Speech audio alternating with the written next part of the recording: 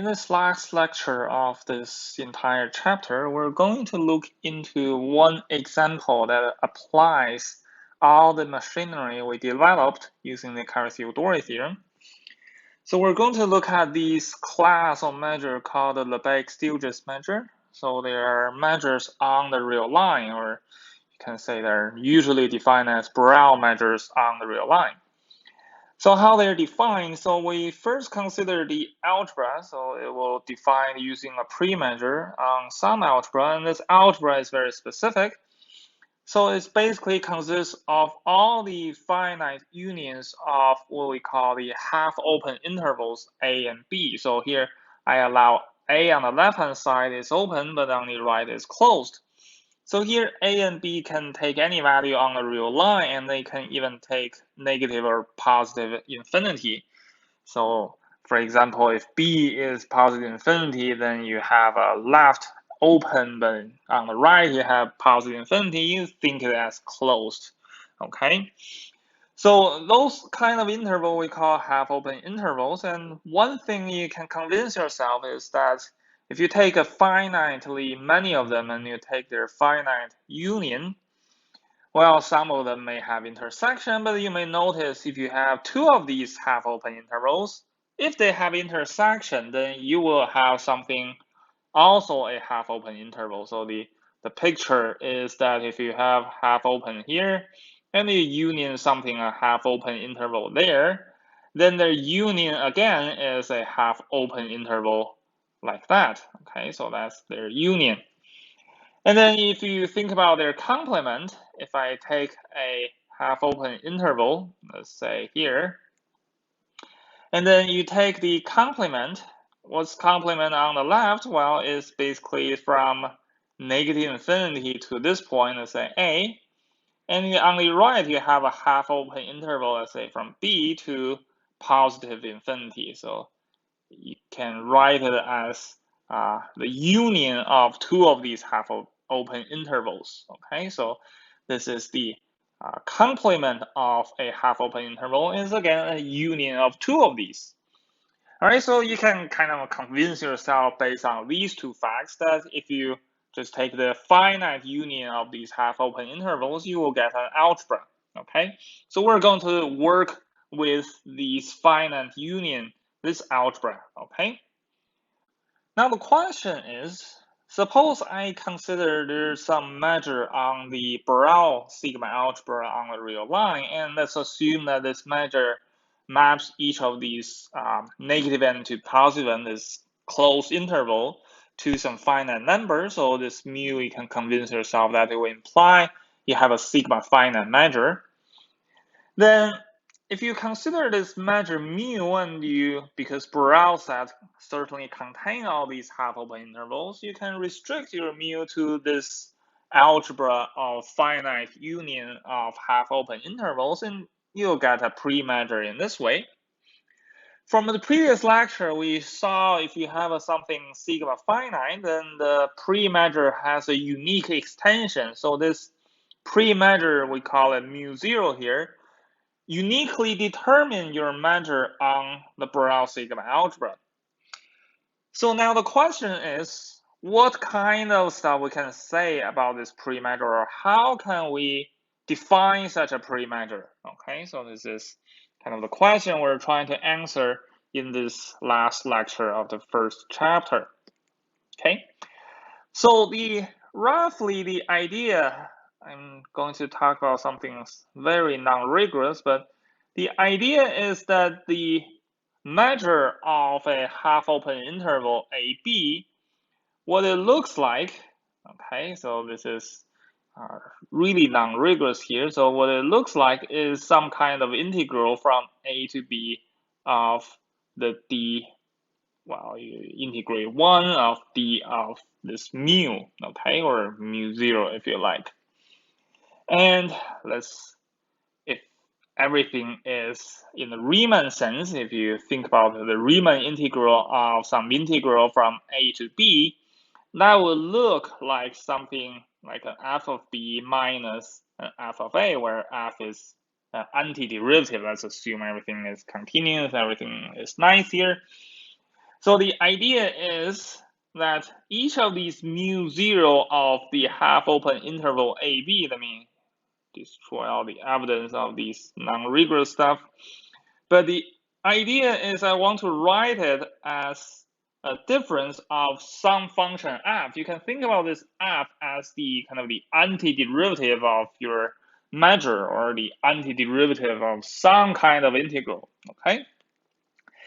So that's the idea, okay? So let's see what happens to this function f, okay? So what can we tell about this function f, or how can we construct such function f even? Now let's think about what happens in the Riemann integral, okay? So suppose you have some kind of Riemann integral from a to b of f of x dx, and you can find some antiderivative equals to fb minus fa. Well, your antiderivative, this function big f of x, well, you can just think about it as the integral from any a to x of your Riemann integration. So here a can be anything. So for simplicity, you can pick a equals to 0, a equals to 1, or anything you like, okay? So this is kind of the idea behind the definition I'm going to write down here. So let's define the function f for the pre-measure. So here's the definition of f of x, which is trying to mimic this idea of an antiderivative. So I consider f of x to be the measure of this closed interval 0x when x is non-negative. And when x is negative, I consider the negative interval from x to 0 now, but let's take an open interval here, and then I consider the negative of that, okay? So this function, well, is trying to mimic the idea of an antiderivative. Here, the 0 can be chosen to be something else. For example, you can just replace all the 0 by 1. It will just give you very similar definition. You're basically shifting this function by some constant. Anyway, so now let's see this function has some really nice properties. So first of all, these f of x has to be finite. Well, this is really because mu is sigma finite. Mu will map each of these negative n to n interval to some finite number. And you can see these 0 to x or x to 0, they are all contained in some of these compact sets. So f of x is finite, is clear? Second, let's see that f of x is actually increasing, okay? So when x is positive, it's fairly simple to see why it's increasing. So when you have a bigger x, the 0x interval will be bigger, and you know mu is a measure, so it's monotone, so f of x should be increasing in that sense.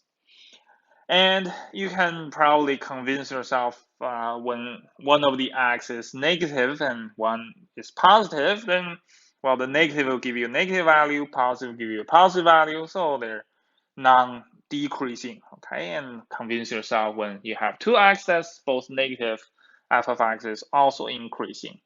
Okay, so here by increasing, I really mean it's non-decreasing, okay? So in this course, I treat increasing and non-decreasing, they're the same thing. If I want to stress it's actually always increasing, I'll say strictly increasing, okay? All right, so the last one is kind of the key property we're going to need. So let's make it more clear. So this function f of x is actually right continuous. What do I mean by right continuous is that if you take the limit on the right, well, then it's continuous, okay? So it's continuous on the right. Let's prove this fact. I will only prove the case when a is non-negative. So let's assume, without loss of generality, a is greater than or equal to 0. So on one hand, the f of a, by definition, is no other than the measure of the closed interval from 0 to a, okay?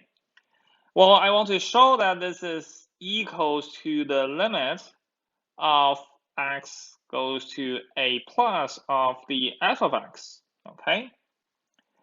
Well, how can I show this? Well, suppose I have any sequence xn going from the right, okay? So this xn are going from A to the right. In other words, xn converges to A, but xn is also greater than or equals to A. Okay, it's converging from the right.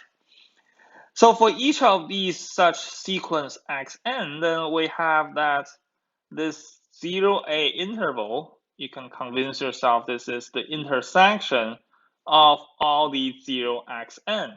Okay, here it's a countable intersection. All right, so you can arrange these xn to be decreasing. Okay, so let's assume that xn is actually decreasing or non-increasing. So these intervals are also a decreasing chain.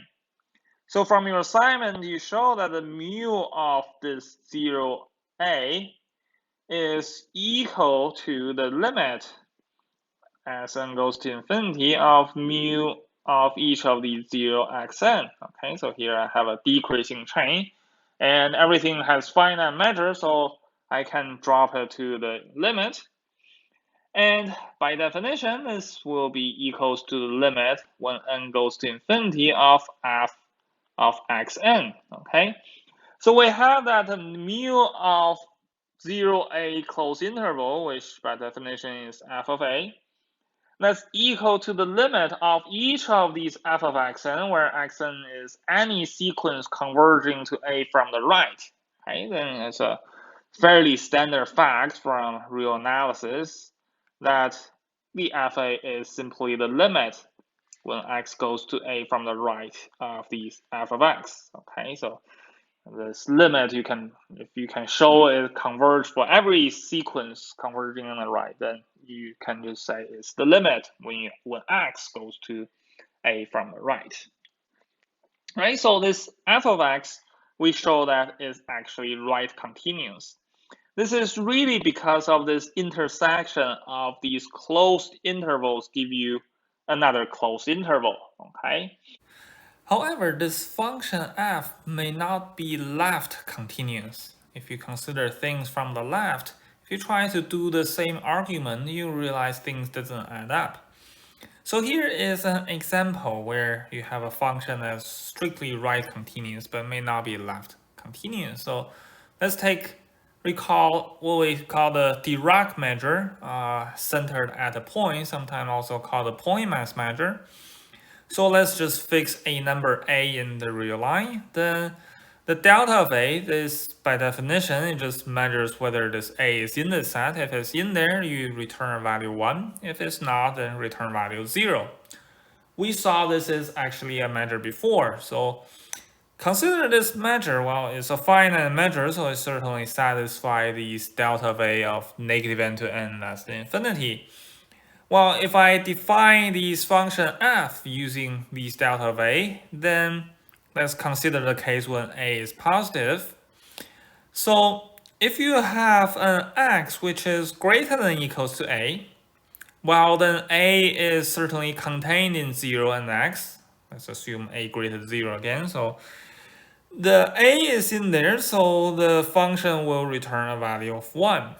And if when x is less than a, well, either x is negative or x is between 0 and a, either case, the a will not be inside the interval from 0 to x. So in that case, you will have f of x equal to 0. So if you consider the picture of this function, you can see this function takes value 0 until you hit the point a where the function starts to take value 1. So this function is really right continuous at a, but it's not going to be left continuous at a.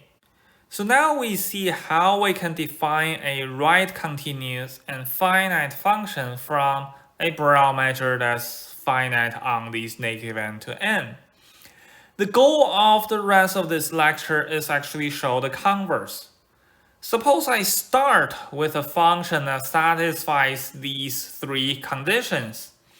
Then I want to show that you can actually construct a unique Borel measure that kind of corresponds to this right continuous increasing function. And that function is essentially called the Lebesgue-Stiegis measure corresponding to this function f. So the construction of this measure, I will move it to the next video.